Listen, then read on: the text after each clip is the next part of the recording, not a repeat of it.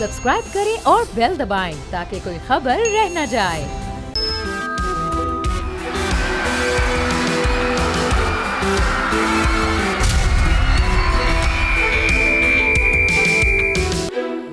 बिस्मिल्लाहिर्रहमानिर्रहीम, अस्सलाम वालेकुम। आप देख रहे हैं बोल जमहूर और मैं हूं जवाद कमाल। नाज़रीन, 2 रोज़ कबल बुनेर में जो क्लाउड बर्स्ट हुआ था उसके नुकसानात अब तक थमने का नाम नहीं ले रहे हैं। जो तबाहकारियां हैं खैबर पख्तूनख्वा में, उससे मजमूई अमवात 314 तक जा पहुंची हैं और सिर्फ बुनेर में 209 अफराद जाँ बहक हो चुके हैं और तकरीबन 150 से ज़्यादा अफराद ऐसे हैं जो अब भी लापता हैं, जिनकी तलाश के लिए रेस्क्यू ऑपरेशन जारी हैं। और खैबर पख्तूनख्वा हुकूमत ने फ़ंड्स भी जारी कर दिए हैं इस तमाम तरह सूरत हाल में।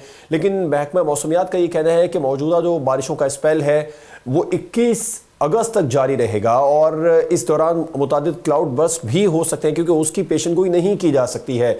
और सिर्फ खैबर पख्तूनख्वा ही नहीं, पंजाब में भी, बलूचिस्तान में भी 21 अगस्त तक बारिशें होंगी और तेज़ बारिशें होंगी। इसके अलावा बारिशों के 3 स्पेल अभी और हैं जो इस सीज़न में आना बाकी हैं। तो क्या इक़दामात हुकूमत की जानिब से मज़ीद किए जाएंगे, क्योंकि पहले ही बता दिया गया था, उसके बावजूद ये इक़दामात किए गए थे और इन इक़दामात के बाद में भी अब तक सिर्फ खैबर पख्तूनख्वा में 314, और अगर हम जीबी की बात करें तो वहाँ पर भी 100 के करीब अफराद जाँ बहक हो चुके हैं। जो पहले वहाँ पर तबाहकारियाँ हुई थी शारा बाबूसर में, गिज़र में, चगरज़ई में, जितने भी वहाँ पर इलाके हैं गिलगित बल्तिस्तान में जो सयाहती मकामात हैं वो भी बहुत ज़्यादा मुतासिर हुए हैं। और अब हुकूमत की जानिब से ये वाज़े कर दिया गया है कि इक़दामात कर दिए गए, जो दरिया का रास्ता है वहाँ पर तामीरात हुई हैं, जहाँ से सैलाबी गुज़रगाहें हैं, उन जगहों से तामीरात को हटा दिया गया है। और अगर तामीरात नहीं हटाई गई हैं तो फिर वहाँ पर लोगों को नकल मकानी करवा दी गई है। तो मज़ीद कम अज़ कम जानी नुकसानात का ख़दशा अब ज़ाहिर नहीं किया जा रहा है। लेकिन फिर भी जो क्लाउड बर्स्ट आता है वो अगर छोटे शहर में आए, जहाँ पर रेस्क्यू इदारों के दफातर कम होते हैं और रिसोर्सेज कम होते हैं, तो वहाँ पर तबाही बहुत ज़्यादा होती है, जिसकी सबसे बड़ी मिसाल अभी हमने हालिया दिनों में बुनेर में देखी है। अब क्या सूरत हाल बनती है, आगे जाकर पानी जब पंजाब और सिंध में दाखिल होगा तो फसलों को कितना नुकसान पहुँचाएगा, एग्रीकल्चर सेक्टर हमारा कितना मुतासिर हो सकता है, हुकूमत के लिए मुआशी जो परेशानियां हैं वो इस साल कितनी मज़ीद बढ़ेंगी सूरत हाल में लेके, क्योंकि इतना ज़्यादा पानी है, ये पानी फसलों को भी यकीनी तौर पर नुकसान पहुंचाएगा। और फिर जो क्लाइमेट चेंज के असरात हैं उससे निमटने के लिए अब हुकूमत को आने वाले दिनों में क्या इक़दाम करना होंगे, मज़ीद क्या सूरत हाल रही है ये भी जानेंगे। किन इलाकों में सबसे ज़्यादा बारिशें हुई हैं और तबाही हुई है, इसलिए अपने मेहमानों का आपसे तारुफ करूँगा। मैं ज्वाइन किया है agriculture and environmental expert doctor Mohammad Faisal साहब ने। बहुत बहुत शुक्रिया सर प्रोग्राम में अपना कीमती वक्त हमें देने के लिए। वक़ार शिराजी साहब हमें ज्वाइन करेंगे, क्लाइमेट एक्सपर्ट है प्रोग्राम में, आपका भी बहुत बहुत शुक्रिया वक़ार शिराजी साहब। ज़ाहिर शाह शिराजी साहब सीनियर सहाफ़ी और तज़कियाकार हमारे साथ प्रोग्राम में मौजूद होंगे। वक़ार शिराजी साहब, आपसे आगाज़ करना चाहूँगा, आप बताइए क्लाइमेट चेंज से सबसे ज़्यादा नुकसान, सबसे ज़्यादा मुतासिर पाकिस्तान हुआ है और पाकिस्तान के वज़ीर आज़म शहबाज शरीफ ने इंटरनेशनल फोरम्स पर इस मामले को बहुत ज़्यादा उजागर भी किया है। लेकिन मज़ीद किन इक़दामात की ज़रूरत है जिससे नुकसानात से बचा जा सके? जी बिल्कुल, आपने दुरुस्त फरमाया कि पाकिस्तान दुनिया के उन अव्वलीन 10 मुल्कों में से है, बल्कि अगर हम ये कहें कि वो अव्वलीन मुल्क है जो क्लाइमेट चेंज से सबसे ज़्यादा मुतासर हुआ, तो ये कोई गलत बात नहीं होगी। और इस हवाले से पाकिस्तान, क्योंकि बैन अवी तौर पर जो क्लाइमेट चेंज है, मैं अपने नाज़रीन के लिए बताना चाहता हूँ, वो सादा अल्फाज में इस कुर्रे का दर्जा हरारत बढ़ रहा है और उस इजाफे का नाम क्लाइमेट चेंज है। और इस मर्तबा जो इस कुर्रे के दर्जा हरारत में इजाफा हो रहा है वो इंसानी मदाखलत की वजह से हो रहा है, यानी ग्रीन हाउस गैसेस की वजह से। इंसान ने इस पूरी दुनिया में जो बहुत ज़्यादा इंडस्ट्रियलाइजेशन की, कारखाने लगाए, फॉसिल फ्यूल को इस्तेमाल करके गाड़ियाँ चलाईं, जहाज़ चलाए, उसकी वजह से जो एमिशंस हुई वो ग्रीन हाउस गैसेस जो है वो इस कुर्रे के दर्जा हरारत में इजाफे का बायस बन रही हैं।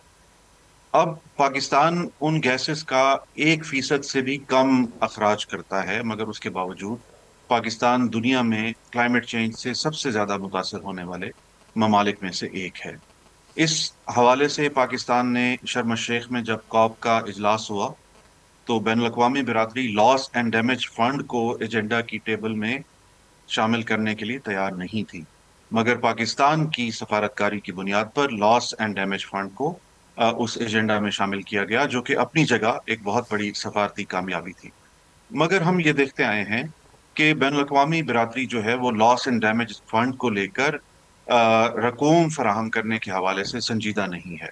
سوء اتفاق سے ہم یہ دیکھتے ہیں کہ غزہ کی جنگ کے لیے، اسرائیل کی امداد کے لیے بین الاقوامی برادری کے پاس اربوں ڈالرز ہیں، مگر اس انسانی المیہ کے لیے کہ جو پوری دنیا میں انسانوں کی زندگیوں کو متاثر کر رہا ہے، بین الاقوامی برادری کسی خاص سنجیدگی کا مظاہرہ نہیں کر رہی۔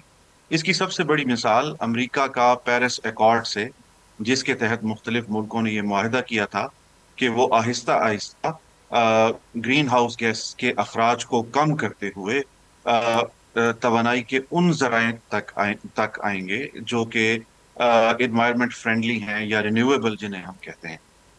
مگر امریکہ جو ہے وہ پیرس ایکارڈ سے ہٹ گیا اور اس معاہدے سے انہوں نے اپنے انخلاء کا اعلان کیا۔ اب پاکستان کے لیے دوہری صورتحال ہے۔ ایک تو بین الاقوامی برادری کی طرف جب ہم دیکھتے ہیں ایک ترقی پذیر ملک کی حیثیت سے، تو ہمیں بہت کم تعاون دکھائی دیتا ہے، مگر دوسری جانب ہم اندرونی طور پر بھی بہت سارے کام ایسے تھے جو ہم کر سکتے تھے اور وہ سوء اتفاق سے ہم نہیں کر سکے۔ ان میں سے سب سے اہم کام ایک جس کی جانب آپ نے بھی اشارہ کیا، وہ تھا دریاؤں کے بیسن میں، یعنی دریاؤں کی گزرگاہوں میں انفراسٹرکچر تعمیر نہ کرنا۔ مگر ہم نے وہ انفراسٹرکچر تعمیر کیا، وہاں پر کمرشل تعمیرات بھی ہوئیں، وہاں پر رہائشی تعمیرات بھی ہوئیں، وہاں پر زراعت بھی ہوئی، وہاں پر اور بھی بہت سارے کام ہوئے، جس کی وجہ سے آبی گزرگاہوں میں جب بھی پانی آیا، وہ بجائے اس کے کہ ہم اس پانی سے فائدہ اٹھا سکتے، اس نے ایک انسانی المیہ کی شکل اختیار کر لی۔ بالکل ٹھیک ہے، اور ان گزرگاہوں کا جب تک خاتمہ نہیں ہوگا، ان گزرگاہوں پر تعمیرات کا جب تک خاتمہ نہیں ہوگا، نقصانات سے بچا نہیں جا سکتا ہے۔ فیصل صاحب، بہت زیادہ ابھی جو ریلے گزرے ہیں گلگت بلتستان سے خیبر پختونخوا، پھر خیبر پختونخوا سے یقینی طور پر آپ مجھ سے بہتر جانتے ہیں پنجاب اور پھر سندھ میں بھی اس پانی نے داخل ہونا ہے۔ پانی تو اپنی جگہ کہیں نہ کہیں سے بنا کر نکلے گا ہی۔ تو اب صورتحال یہ ہے کہ جب ہم نے 2022 میں دیکھا تھا، جب بڑا سیلاب آیا تھا، بڑی تباہ کاریاں ہوئی تھیں، پاکستان نے دنیا بھر کی توجہ بھی حاصل کی تھی، انٹونیو گوتریس پاکستان کے دورے پر آئے تھے اور امدادی سامان بھی انہوں نے خود وہاں پر لوگوں میں تقسیم کیا تھا۔ اس سے پہلے 2012 میں بڑا سیلاب آیا تھا، اب تو خیر 3 سال کے بعد ہی دوبارہ آ گیا۔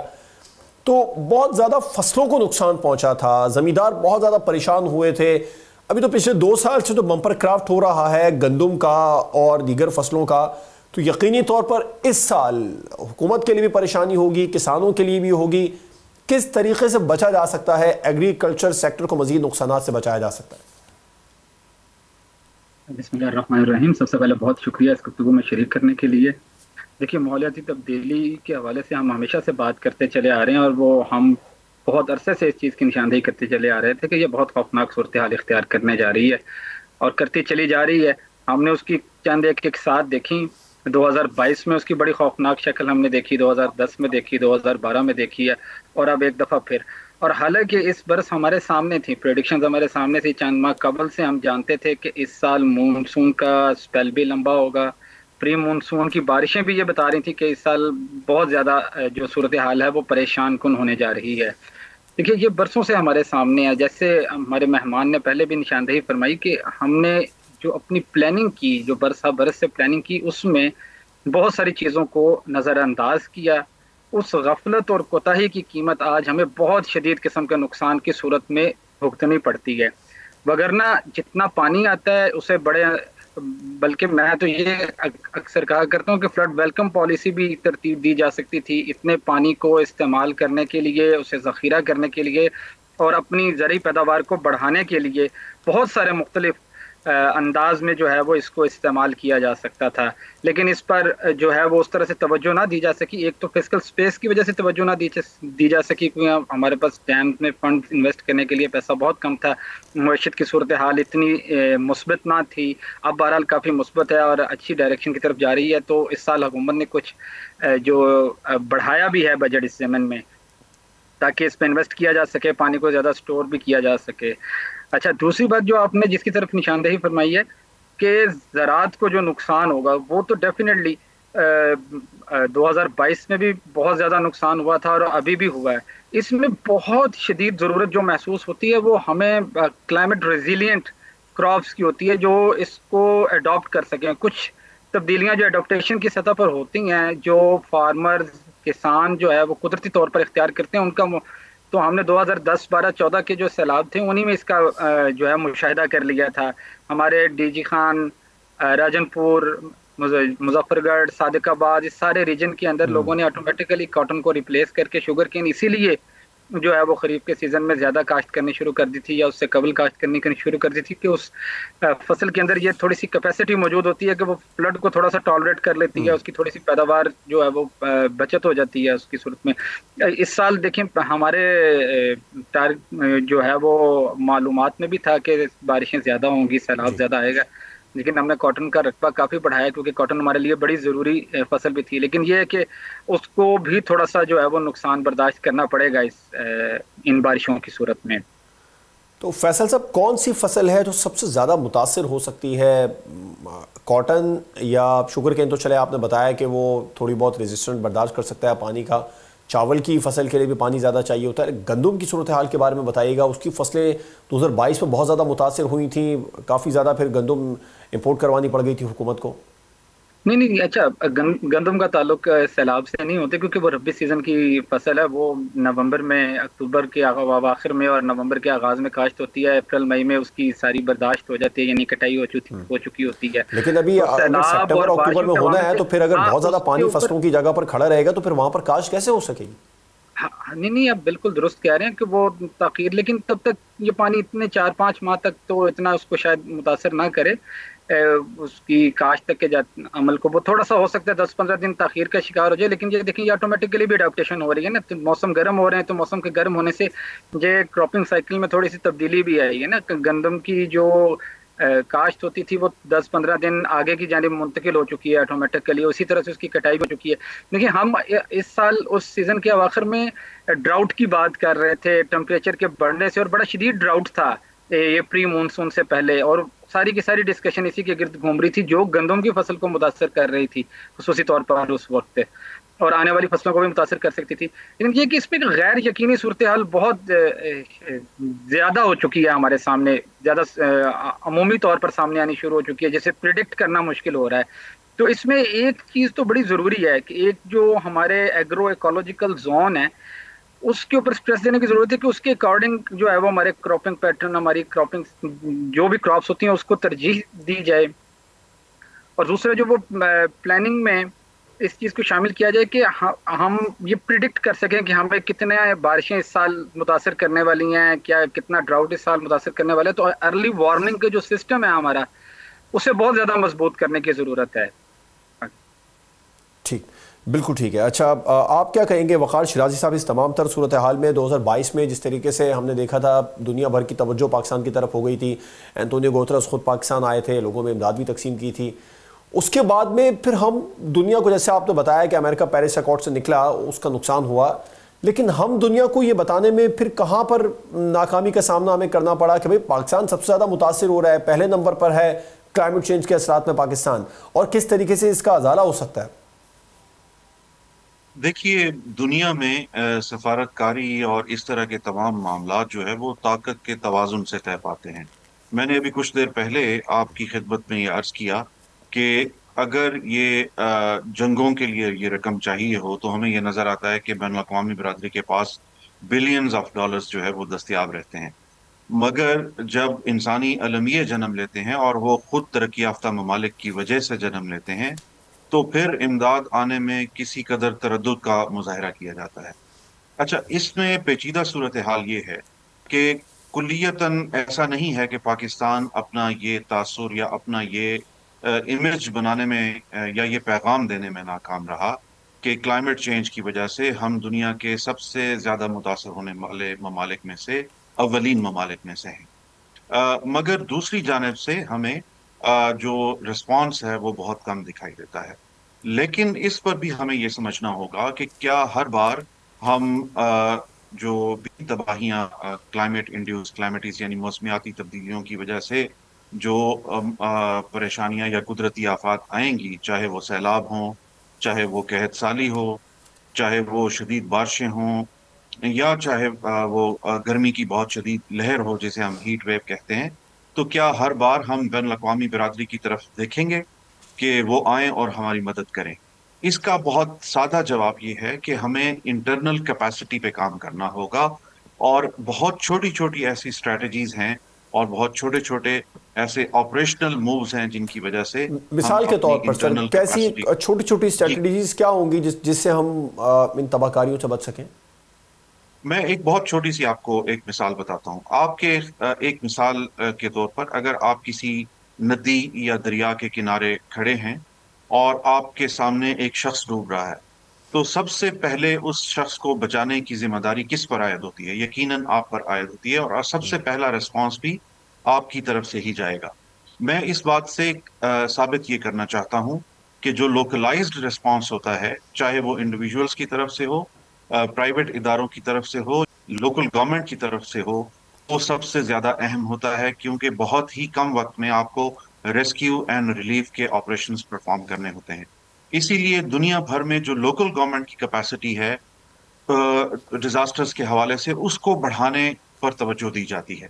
دوسری بات گورننس کی ہے کہ لوکل گورنمنٹ کے ریفرنس سے آپ گورننس کو امپروو کرتے ہیں. اگر آپ کے گورننس سسٹمز امپرووڈ ہوں، تو جو آپ نے دیکھا کہ پورے پاکستان میں دریاؤں کے بیسن میں، یعنی دریاؤں کی گزرگاہوں میں آپ کو تعمیرات نظر آتی ہیں، ہاؤسنگ سوسائٹیز کا بے تحاشا اور بے ہنگم پھیلاؤ نظر آتا ہے، یہ اور ٹاؤن پلاننگ میں بہت شدید کمی نظر آتی ہے، اور آپ کے ڈرینیج سسٹم ناکام نظر آتے ہیں عام بارش کے پانی کو بھی نکالنے میں.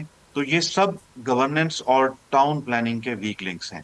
تو ایسی چھوٹی چھوٹی اسٹریٹجیز ہیں جن کے ذریعے سے نہ صرف آپ ریزیلینس بڑھا سکتے ہیں، بلکہ کسی بھی حادثے یا کسی بھی قدرتی آفت کی صورت میں آپ ریسپانس ٹائم کو کم کر سکتے ہیں، ریسپانس کو مؤثر بنا سکتے ہیں، اور قیمتی زندگیاں اور املاک بچا سکتے ہیں. رائٹ، چلیں اچھا ٹھیک ہے. شریف صاحب ایک اور معاملہ ہے، جیسے آپ نے بتایا کہ ہم تمام ہی بڑے پلیٹ فارمز پر وزیر اعظم شہباز شریف صاحب ہوں یا پھر ہمارے دیگر اہم سیاسی رہنما، وہ اس معاملے کو اجاگر کر چکے ہیں، ہر بڑے پلیٹ فارم پر دنیا کو بتا چکے ہیں کہ کلائمیٹ چینج سے پاکستان بہت متاثر ہو رہا ہے، لیکن رسپانس ہمیں کم مل رہا ہے. اس کم رسپانس کی کیا وجہ ہے؟ بنیادی طور پر اس کم رسپانس کی سب سے اہم وجہ یہ ہے کہ دنیا کی جو اس وقت صورتحال ہے، عالمی برادری کی ترجیحات مختلف ہیں. اس وقت آپ کو یہ دکھائی دے رہا ہے کہ امریکہ، چین اور دنیا کے باقی بڑے ممالک ایک تجارتی جنگ میں مشغول ہیں، جس میں ٹیرف کے حوالے سے ایک دوسرے پر بڑی بڑی ڈیوٹیز عائد کی جا رہی ہیں تاکہ تجارتی خسارے کو کم کیا جا سکے اور تجارتی نفع کو بڑھایا جا سکے. اسی طرح پوری دنیا میں تمام ترقی یافتہ ممالک زیادہ سے زیادہ پروڈکٹس بنا رہے ہیں تاکہ کنزیومر اکانومی میں ان پروڈکٹس کو سامنے لایا جائے اور اس سے زیادہ منافع کمایا جا سکے.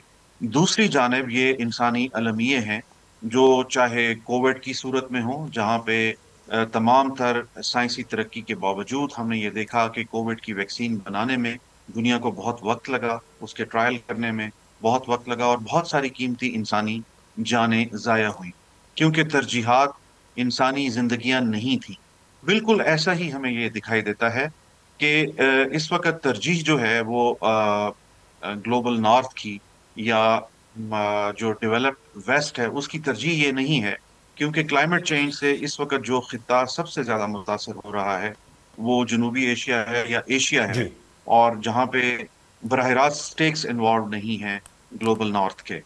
تو اس وقت ان کی ترجیحات میں یہ نہیں ہے کہ وہ اس کو امداد کے ذریعے سے ان مسائل کو کم کریں، بلکہ اس رقم کو وہ دوسری جگہوں پر استعمال کرنا چاہتے ہیں. ٹھیک. اسی لیے ہمیں بھی یہ سمجھنا ہوگا کہ اس تمام تر المیے کے اگینسٹ ہمیں اپنی اندرونی اور داخلی کیپیسٹی کو بڑھانا ہوگا، اور اس کے لیے خود ہمیں اسٹریٹجیز بھی بنانی ہوں گی، فنڈز بھی مختص کرنے ہوں گے، اور عملی قدم بھی اٹھانے ہوں گے، اور جی ان عملی اقدامات کی مانیٹرنگ بھی کرنی ہوگی. بالکل ٹھیک ہے. فیصل صاحب آپ سے مجھے لاسٹ پوائنٹ لینا ہے، پھر مجھے بریک پر جانا ہے. وہ یہ کہ آپ ایگریکلچر سیکٹر کو بہت قریب سے جانتے ہیں، یہ بتائیے کون سے علاقے ہیں جو بہت زیادہ متاثر ہونے کا اندیشہ ہے ابھی آنے والے دنوں میں، اور ہم اگر پیشگی اقدامات کر لیں تو وہاں پر مزید ایگریکلچر سیکٹر کو تباہی سے بچایا جا سکتا ہے؟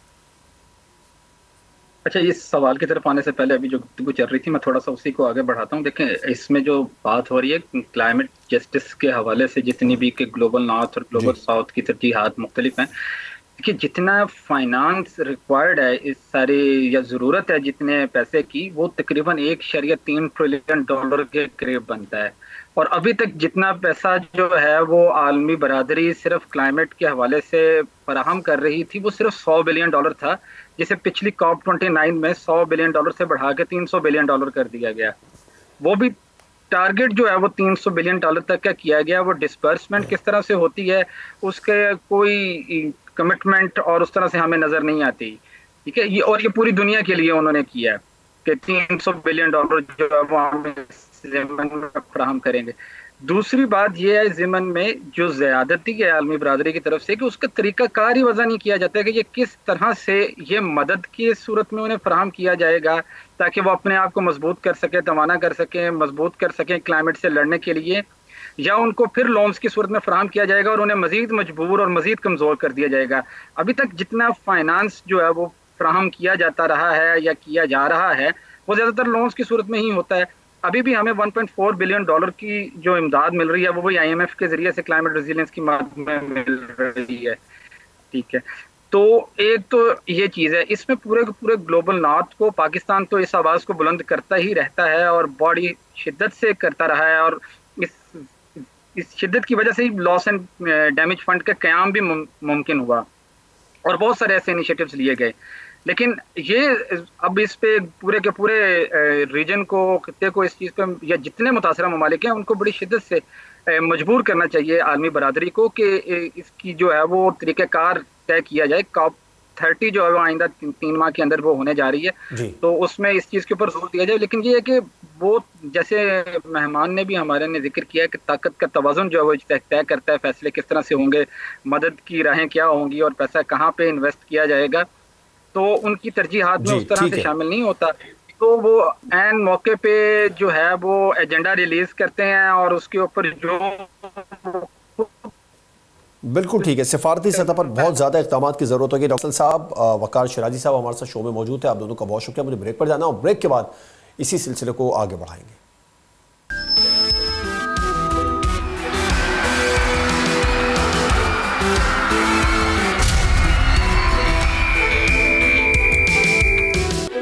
بریک کے بعد ایک بار پھر سے خوش آمدید. سیلابی تباہ کاریوں پر بات کر رہے ہیں. کلائمیٹ چینج کے اثرات پر ہم نے بات کی ہے. ایگریکلچر سیکٹر کو کتنا نقصان ہوگا اس پر بات کی ہے. تازہ ترین صورتحال جان لیتے ہیں. مانسیرہ سے ہمارے نمائندے چودھری قیصر ہمارے ساتھ موجود ہیں. قیصر بتائے گا کتنی تباہی ہوئی ہے، کیا اب بھی یہاں پر بارش ہو رہی ہے اور کون کون سے علاقے ہیں جہاں سے سیلابی ریلیں گزر رہے ہیں؟ جی، اس وقت مانسیرہ کے اندر جو ہے بارشیں جو ہیں وہ جاری ہیں. کہیں پر ابھی تک بارشیں جو ہو رہی ہیں، لیکن جو کلاؤڈ برسٹ ہوئے ہے اس کے اندر جو ہے اب تک 20 افراد جو ہے وہ ان کی ہلاک ہوئے ہیں، جن میں سے 17 کی ڈیڈ باڈی جو ہے اب تک ریکور کی جا چکی ہیں. 3 کی جو تلاش ہے وہ ابھی تک جاری ہے. آج جو علی صبح جو ہے جب ریسکیو 112 پاک آرمی اور دوسرے جو جوان ہیں انہوں نے جب آپریشن شروع کیا تو آج سارا دن میں ایک جو ڈیڈ باڈی ہے وہ ریکور ہوئی ہے. کلاؤڈ برسٹ سے جہاں پر میں آپ کو یہ بتاتا چلوں کہ جو نیل بند کا علاقہ ہے وہ مکمل طور پر اس وقت جو ہے تباہ ہو چکا ہے. 1.5 کلومیٹر کا جو راستے ہیں جو وہاں پر جو چلنے کے جو تھے گاڑیوں کے تھے وہ مکمل طور پر تباہ ہو چکے ہیں. ٹربائن جو ہے وہ مکمل طور پر تباہ ہو چکی ہے. ایک ہی پرائمری اسکول تھا جس کے اندر 300 بچے جو زیر تعلیم تھے وہ بھی مکمل طور پر تباہ ہو چکے ہیں. واٹر سپلائی جو اسکیم ہے وہ بھی مکمل طور پر تباہ ہو چکی ہے. لوگ اس وقت وہاں پر جو ہے بڑی کمپسری کی جو زندگی ہے وہ گزار رہے ہیں. راستے نہ ہونے کی وجہ سے جو ہے بھاری مشینری بھی جو ہے وہاں پر نہیں پہنچ سکتی. آپ کو یہاں پر یہ بھی بتاتا چلوں کہ منور ویلی کے اندر 2 عدد پل اور 1 ٹربائن جو ہے وہ 3 ٹربائن جو ہیں وہ بھی مکمل طور پر تباہ ہوئی ہیں. بالا کوٹ کانشیاں کے اندر جو ہے 2 افراد جو ہے وہ سیلابی ریلے میں بہ گئے تھے. پیرا خیر آباد کے اندر ماں اور بیٹی جو ہے ان کی ڈیڈ باڈی جو ہے ریکور ہوئی ہے وہ بھی بہ گئے تھے. گاندھی کے اندر کل جو واقعہ ہوا ہے اس کے اندر 1 خاتون اور 1 بچہ جو ہے وہ بھی زندگی کی بازی ہار گئے ہیں. اور یہاں پر ایک گاڑی کے اندر 7 ماہ کا بچہ جو تھا باپ کی گود سے گر کر جو ہے سیلابی ریلے میں بہ گیا تھا جس کی ڈیڈ باڈی جو ہے ریکور کی جا چکی ہے. اب تک مانسیرہ کے اندر جو ہے ٹوٹلی 27 افراد جو ہے وہ زندگی کی بازی بارشوں کے باعث ہار چکے ہیں. جی تو آپ نے بتایا کہ جو سڑکیں ہیں وہ بند ہیں اس وقت. سڑکیں پانی میں ڈوبنے کی وجہ سے بنے یا ٹوٹ چکی ہیں؟ جیسے ہم نے دیکھا تھا شارع بابو سر جی بی کی اگر بات کریں تو وہاں پر وہ 2 مقام پر اس میں شگاف پڑا, ٹوٹی, جس کے باعث اس سڑک کو بند کرنا پڑا. تو ابھی یہاں پر کیا صورتحال ہے؟ جو مین شاہراہیں ہیں وہاں سے راستے کلیئر کروانے کے لیے کیا اقدامات کیے جا رہے ہیں؟ جہاں جہاں شگاف پڑ چکے ہیں ان کو پر کرنے کے لیے ریسکیو ٹیمیں اور حکومت کی جانب سے انتظامیہ حرکت میں آئی. امدادی کام جو ہیں وہ جاری ہیں. جو کلاؤڈ برسٹ ہوا تھا نیل بن ہلکوٹ کے اندر, وہاں پر جو ہے اس وقت تک بھاری مشینری جو ہے نہیں پہنچائی جا سکی, کیونکہ روڈ جو ہیں وہ بالکل تباہ و برباد ہو چکے ہیں. بڑے بڑے پتھر ہیں جن کو ہٹانے کے لیے بھاری مشینری جو ہے وہاں پر درکار ہے. جو روڈ ہیں سیاسی مقامات کے وہ تو کلیئر ہیں, لیکن یہاں پر جو روڈ ہیں وہ بالکل مکمل طور پر تباہ ہیں. نور ویلی کے اندر جو پچھلے سال جو پل بہ گیا تھا, اس دفعہ اس پل کو بھی خطرہ ہے. اور ابھی تک جو ہے منور ویلی کے اندر جو لوگوں نے اپنی مدد آپ کے تحت پل بنائے تھے وہ بھی مکمل طور پر تباہ ہیں, اور وہاں پر آمد و رفت کا جو سلسلہ ہے ابھی تک بند ہے. جی تو انتظامیہ کا اس پر موقف کیا ہے؟ جو پل آپ نے بتایا کہ وہاں پر تباہ ہو چکے ہیں, ان پل کو مرمت کرنے کے لیے ہنگامی بنیادوں پر اقدامات نہیں کیے جا رہے یہاں پر؟ جی جو پل آپ نے بتایا کہ اپنی مدد آپ کے تحت یہاں بنائے تھے اور وہ پل منہدم ہو چکے ہیں, ان کو دوبارہ سے تعمیر کرنے کے لیے انتظامیہ کی جانب سے ہنگامی بنیادوں پر اقدامات کیا نہیں کیے جا رہے؟ کیونکہ جو رابطہ پل ہوتے ہیں ان کی فوری تعمیر بہت زیادہ ضروری ہوتی ہے. جی صوبائی حکومت کی طرف سے جو ہے ابھی تک وہاں پر رابطہ نہیں کیا جا سکا, کیونکہ وادی ویلی منور جو ہے وہ بیکورڈ علاقے ہے. وہاں پر ابھی تک کوئی بھی امدادی ٹیمیں جو ہیں وہاں پر نہیں گئی ہیں, اور ابھی تک لوگ جو ہیں وہ اپنی مدد آپ کے تحت بڑی مشکل سے جو ہے جو دریا کا جو رستہ جو ٹوٹا ہے اس سے گزر کر آ رہے ہیں, کیونکہ سیلابی ریلے متواتر جو آ رہے ہیں جس کی وجہ سے وہاں پر جو ہے کافی جو ہے وہ خطرہ ہے ابھی تک. تو آپ نے بتایا کہ سیلابی ریلیں تواتر کے ساتھ ابھی بھی یہاں پر آ رہے ہیں, تو جو سیلابی ریلوں کی جو گزرگاہ ہے, جو آبی گزرگاہیں ہیں, یہاں پر تعمیرات تو ظاہر نہیں ہٹائی جا سکی ہوں گی, لیکن لوگوں کی نقل مکانی کر لی گئی ہے قبل از وقت؟ نہیں, ابھی بارشیں جو ہیں, آج جو ہے بارش نہیں ہے, لیکن جو سیلابی ریلیں تو آ رہے ہیں نا, بارش نہیں ہے لیکن ریلیں تو گزر رہے ہیں یہاں سے. جی ریلیں جو ہے نا, بارشیں آج بارش جو ہے نا, آج سارا دن بارش جو ہے نا متواتر نہیں ہوئی ہے. ریلیں گزر رہے ہیں, لیکن جو ریلیں متواتر گزر رہے ہیں, آبی گزرگاہیں ہیں, وہاں پر ابھی تک جو ہے بارشیں جو ہے مکمل طور پر ہو رہی ہیں, جس کی وجہ سے امدادی کارروائیوں میں جو ہے مشکلات کا سامنا کرنا پڑ رہا ہے. امدادی کارروائیوں میں مشکلات کا سامنا کرنا پڑ رہا ہے. کیسر چودھری ہمیں تفصیلاً آگاہ کر رہے تھے خصوصاً مانسہرہ کی صورتحال کے بارے میں. ظاہر شاہ شیرازی صاحب نے بھی ہمیں جوائن کیا ہے, سینئر صحافی تجزیہ کار ہیں. شیرازی صاحب آپ کا بہت شکریہ ہمیں قیمتی وقت اپنا دینے کے لیے. حکومتوں کی جانب سے, چاہے وہ خیبر پختونخوا کی حکومت ہو, جی بی کی ہو, وفاقی حکومت ہو یا کشمیر کی ہو, تمام ہی اقدامات اور دعوے کیے جا رہے ہیں, لیکن نقصانات مسلسل ہو رہے ہیں. اموات کی تعداد بڑھ کر 314 تک جا پہنچی ہے.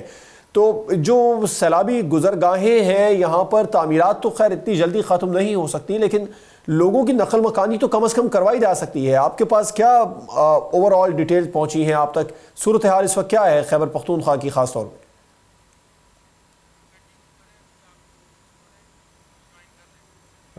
شیرازی صاحب سے بات کریں گے, لیکن خیبر پختونخوا کے اندر جو بارشوں کی تباہ کاریاں ہیں, گلگت بلتستان میں جو بارشوں کی تباہ کاریاں ہیں, کشمیر میں جو بارشوں کی تباہ کاریاں ہیں, اس تمام تر صورتحال کے بارے میں آپ کو ہم مسلسل بتا رہے ہیں شوز میں. اور خاص طور پر اب سے کچھ دیر پہلے مانسہرہ کے بارے میں ہمیں بتایا ہمارے نمائندے چودھری قیصر نے کہ وہاں پر آج چونکہ بہت زیادہ بارش نہیں ہوئی, لیکن سیلابی ریلیں جو ہیں وہ مسلسل گزر رہے ہیں, اور ان ریلوں کی جو گزرگاہیں ہیں یہاں پر لوگوں کی نقل مکانی, کیونکہ وقت بہت کم دے رہا ہے, جن شہروں میں کلاؤڈ برسٹ ہو رہا ہے وہاں پر آدھا یا 1 گھنٹے کا یہ وقت ہوتا ہے, بلکہ جب سیلابی ریلا اتنی تیزی کے ساتھ آتا ہے تو پھر وہاں سے لوگوں کی نقل مکانی بہت زیادہ مشکل ہو جاتی ہے. فراز مغل ترجمان خیبر پختونخوا حکومت نے ہمیں جوائن کیا, آپ کا بہت شکریہ فراز مغل صاحب. مجموعی طور پر آپ کیا رپورٹ کریں گے سرکاری سطح پر, اب تک کتنی اموات ہو چکی ہیں خاص طور پر بنیر میں؟ جی دیکھا جائے تو افسوسناک واقعہ یہ بنیر میں پیش آیا اور پورے خیبر پختونخوا میں جو سیلابی صورتحال ہے, اب تک جو شہید ہو چکی ہیں वो 314 लोग शहीद हो चुके पूरे खैबर पख्तूनख्वा में। बुनेर की सिर्फ जो कि पीर बाबा और दीगर इलाके हैं उनमें 209 लोग अब तक शहीद हो चुके हैं। 200 से ज्यादा जो है इस वक्त लापता है। हम कोशिश कर रहे हैं, पिछले 3 रोज से हम इस वक्त बुनेर में हैं और हम कोशिश कर रहे हैं कि ये लोग जल्द से जल्द पता चल जाए, क्योंकि जब ये सैलाबी सूरत हाल पेश आई थी तो हमारे पास 800 के 900 के करीब लोग लापता थे, लेकिन हम वक्तन बवक्तन से लोगों को ढूंढ रहे हैं। कोई अपने अहले खाना के साथ दूसरे शहरों में शिफ्ट हो गए हैं, कुछ लोग अभी भी जो मट्टी है, जो बड़े बड़े पत्थर हैं उनके नीचे हैं। हमने अब नए आलात मंगवाए हैं जिसके जरिए अगर वो मट्टी के नीचे 20 फुट या 15 फुट भी नीचे हैं तो फिर भी अगर इंसान कहीं पर है तो वो हम ढूंढ कर उनको भी निकालेंगे। राइट, इकदाम किए जा रहे हैं। जाहिर शाह शिराजी, खैबर पख्तूनख्वा हुकूमत तो ये कह रही है कि इकदाम हमने कर लिए हैं और आबी आलात जो हैं वो भी मंगवा लिए हैं। 20 से 25 फीट नीचे भी अगर किसी को इमदाद की ज़रूरत है तो उसके लिए भी हम वहाँ पर तैयार हैं और कोशिश करेंगे। बिल्कुल ऐसा ही है जो हो रहा है खैबर पख्तूनख्वा में। देखिए, मेरे ख्याल में पहला सवाल तो ये है कि डिजास्टर के बाद रिस्पांस क्या है। अगर इतनी बहुत सारी लॉसेस हुई हैं तो हम ठीक है मान लेते हैं कि डिजास्टर था और फ्लडिंग जो थी या क्लाउड बर्स्ट थे उसको रोकना हुकूमत या किसी इंसानी बस की बात नहीं है। लेकिन उसके बाद क्या हो रहा है? क्या अभी तक जो 48 से 50 तक रोड्स थे वो खुले हैं, नहीं खुले? जिंदगी ऑपरेशनल हुई है या नहीं हुई? इलेक्ट्रिसिटी बहाल हुई है? अद्वियात पहुंची हैं? हुकूमती दावे अपनी जगह पे, लेकिन मेरे ख्याल में सिचुएशन ऑन ग्राउंड आप देखें 3 जगह पे बुनेर के अंदर जो है वो क्लाउड बर्स्ट हुए हैं और सैलाब आया है। एक आपके गदोजई तहसील में 3 मकामात पर हुआ है, कादर नगर है, मलिकपुर है, पिशोंगरी विलेज है। इसके अलावा चगरजई में जो है एक मकाम पर कोटो एरिया है जहाँ पे बहुत तबाही हुई है। तो ये तमाम मुख्तलिफ एरियाज हैं जिसके अंदर बुनेर में काफ़ी ज़्यादा नुकसान हुआ है। 70 के करीब मुकम्मल घर मलियामेट हुए हैं। अभी भी कई रोड जो है वो खुल नहीं सके, लोगों को मसाइल का सामना है। ऐसा आपसे मजीद भी बात करेंगे। फराज मुगल साहब, अब आपने बताया कि वहाँ पर आबी आलात आप लोगों ने मंगवा लिए हैं, लेकिन जो अभी गुजरगाहें हैं जहाँ से अभी मजीद रेलों ने गुजरना है, गो के क्लाउड बर्स्ट की पेशन गोई नहीं की जा सकती है, लेकिन बारिशें तो होंगी 21 अगस्त तक और यकीनी तौर पर रैली भी आएंगे। तो गुजरगाहों से जो वहाँ पर लोगों की रिहाइश है और जो सयाहती मकामात हैं वहाँ से नकल मकानी करवा ली गई है। देखा जाए तो जो ये इतना बड़ा सानिया हुआ तो हमने फौरन ही रिस्पॉन्ड किया और हमारे टीमें पहले से इन इलाकों में मौजूद थी, जिनकी वजह से 5000 से ज़ायद लोगों को हमने बचाया है। और जिस तरह आप ये बात कर रहे हैं कि मुस्तकबिल में अगर सैलाब आ जाता है इन चंद दिनों में, तो हमने प्रॉपर प्लानिंग की हुई है। वहाँ से लोगों को नकल मकानी के लिए भी हमने कहा है और बहुत सारे लोगों को हमने शिफ्ट भी कर चुके हैं। इस वक्त खैबर पख्तूनख्वा के जिन इलाकों में अगर अगले चंद रोज़ में सैलाबी सूरत हाल दरपेश आती है तो हमने तमाम तर सरकारी बिल्डिंग्स पहले से खाली करवाई हुई हैं, लोगों को वहाँ पर शिफ्ट कर रहे हैं और वहाँ पर अगर शिफ्ट कर रहे हैं तो उनके लिए तमाम तर फैसिलिटीज़ आवाम के लिए हम प्रोवाइड करें, जिसमें खाने पीने का सामान है, उसमें रिहाइश का तमाम तर सामान है, तमाम तर फैसिलिटीज़ जो आवाम की नीड है वो हम पूरी करें। क्योंकि यहाँ पर अली अमीन गंडापुर साहब की एक अवामी हुकूमत है, तो वज़ीर आला साहब पिछले 3 रोज से इन ऑपरेशन में मसरूफ अमल है और खुद ग्राउंड पे हैं। कभी वो बुनेर आ रहे हैं, कभी सवात, कभी किन शांगला, तमाम इलाकों में खुद जा रहे हैं, खुद देख रहे हैं। अगर कहीं पर भी कोई चीज़ की ज़रूरियात दरपेश आ रही हैं तो वज़ीर आला साहब वहीं पर मौके पर खुद पहुंचा रहे हैं, कर रहे हैं। यहाँ पर आपको मैं ये बताऊं कि सबसे बड़ा जो बिजली का निज़ाम है धर्म बरम, इस वक्त मैं पीर बाबा के जो एरिया है वहाँ पर मैं मौजूद हूँ। ताहाल अभी तक बिजली यहाँ पर बिल्कुल नहीं है। हमने वापडा को, पेस्को चीफ को भी ये कहा कि खैबर पख्तूनख्वा हुकूमत ने पैसे पहले से एडवांस में दिए हुए हैं तो आप हमें जल्द से जल्द यहाँ पर सामान पहुँचवाएं। लेकिन 24 घंटे गुजरने को है, चीफ पेस्को साहब पता नहीं कहाँ हैं, हमें तो समझ नहीं, क्योंकि वफाकी इदारा है, वफाक तो वैसे भी शोर है। हमने पैसे प्रोवाइड करने के बावजूद भी फराज मुगल साहब, वज़ीर आज़म ने फौरी तौर पर हंगामी इजलास बुलवाया था और NDMA के जो सरबराह हैं वो भी उस इजलास में शामिल हुए थे। फिर उस इजलास में ही वज़ीर आज़म ने علی امین گنڈاپور صاحب کو کال بھی کی تھی, ان سے رابطہ بھی کیا تھا. اچھا یہ بتائیے, پنجاب حکومت نے بھی رابطہ کیا ہے, مریم نواز صاحبہ نے علی امین گنڈاپور صاحب کو کال کی ہے, ان سے بات کی ہے اور ہر طرح کی جو مدد ہے اس کے تعاون کی پیشکش کی ہے. تو کیا آپ لوگ پنجاب حکومت سے یا وفاق سے مدد لینے جا رہے ہیں جتنے زیادہ نقصانات ہو گئے ہیں خیبر پختونخوا میں؟ اچھا دیکھا جائے تو خیبر پختونخوا نے سرپلس بجٹ دیا تھا, اور سرپلس بجٹ کی وجہ سے ہم اپنے جتنے بھی متاثرین ہیں ان کی فیسلٹیز کر رہے ہیں, ان کو تمام تر سہولیات دے رہے ہیں. الحمدللہ خیبر پختونخوا کے پاس اتنا پیسہ ہے کہ وہ اپنے لوگوں کی امداد مدد کر سکتے ہیں. دوسری بات رہی پنجاب حکومت کی یا پرائم منسٹر صاحب کی, حیرت ہوتی ہے پرائم منسٹر صاحب سے تو کوئی یونین کونسل کا ناظم بھی بہتر ہوتا ہے کہ وہ اگر کسی کو احکامات جاری کرتا ہے تو کچھ نہ کچھ امپلیمنٹ ہو جاتا ہے. 3 دن, آج تیسرا دن ہے, تیسرا دن ہونے کے باوجود پرائم منسٹر صاحب نے ابھی تک بنیر یا انہی سیلابی علاقوں میں 10 روپے کا نہ تو سامان بھجوایا نہ آپ ایک طرف خود کہہ رہے ہیں کہ ہمیں ضرورت نہیں ہے کسی چیز کی, پھر آپ دوسری طرف کہہ رہے ہیں کہ ابھی تک پرائم منسٹر صاحب نے کوئی سامان نہیں بھجوایا. آپ کہہ رہے ہیں سرپلس بجٹ ہم نے پیش کیا ہے, فنڈ جاری کر دیے, علی امین گنڈاپور صاحب گراؤنڈ میں موجود ہیں, اس کا ملبہ آپ پرائم منسٹر پر ڈالیں. دیکھیں اگر کوئی بھیجے گا سامان تو ہم ان کا شکریہ ادا کرتے ہیں. ہم نے پراپر لیٹرز کیے, پی ڈی ایم اے نے پراپر ہم نے ان کو آگاہ کیا کہ سیلابی یہ صورتحال ہے. اگر وہ نہیں بھیجتے ہیں تو الحمدللہ ہمارا صوبہ اتنا آپ نے بھی تو فراز مغل صاحب سیلاب کے آنے کا انتظار کیا, گلگت بلتستان میں جب آ رہا تھا اس کے بعد میں خیبر پختونخوا میں بھی پیشن گوئی تھی, آنے کا انتظار کیا, اس سے پہلے پیشگی اقدامات تو خیبر پختونخوا حکومت نے بھی نہیں کیے. 2 روز قبل آپ کی سیاسی قیادت کہاں پر تھی, کیا کر رہی تھی, یہ سب کو خیبر پتہ ہے. پختونخوا حکومت نے انتظامات نہیں کیے ہوتے تو ہم نے یہ 5000 لوگوں کو کس طرح بچائے, 5000 سے زائد لوگوں کو ہم نے ریسکیو کیے تمام تر ڈپارٹمنٹس میں. فراز مغل صاحب یہ کہہ رہے ہیں کہ ہم نے فوری طور پر ہمیں نہ وفاق کی ضرورت ہے نہ پنجاب حکومت کی ضرورت ہے مدد کے لیے, سرپلس بجٹ ہم نے پیش کیا. فراز مغل صاحب ہمارے ساتھ پروگرام میں موجود تھے, ظاہر صاحب شیرازی صاحب ہمارے ساتھ موجود تھے, آپ دونوں کا بہت شکریہ. پروگرام آپ نے دیکھا ناظرین, اس دعا کے ساتھ پروگرام کا اختتام کریں گے کہ جو سیلابی تباہ کاریاں ہیں وہ جلد از جلد تھم جائیں. اجازت دیجیے, اللہ حافظ.